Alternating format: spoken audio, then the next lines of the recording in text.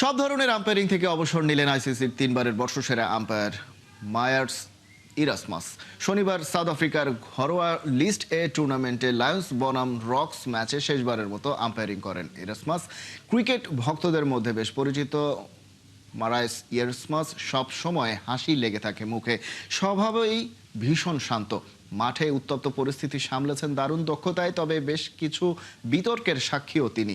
2023 বিশ্বকাপে Angelo ম্যাথিউসকে timed out ছিলেন 2019 বিশ্বকাপের ফাইনালেও। ইরাসমাস 2015 বিশ্বকাপে বাংলাদেশ ভারত বিতর্কিত সেই ম্যাচেরও ফিল্ড আম্পায়ার। এই আম্পায়ারের আছে 82টি টেস্ট, 125টি ওয়ানডে এবং 61টি টি-20 ম্যাচে মাঠে থেকে পরিচালনার অভিজ্ঞতা। এছাড়া টিভি আম্পায়ার হিসেবেও 131টি আন্তর্জাতিক ম্যাচ পরিচালনা করেছেন। 2016, 17 এবং 21 সালে আইসিসির বর্ষসেরা আম্পায়ার হয়েছিলেন এই সাউথ আফ্রিকান।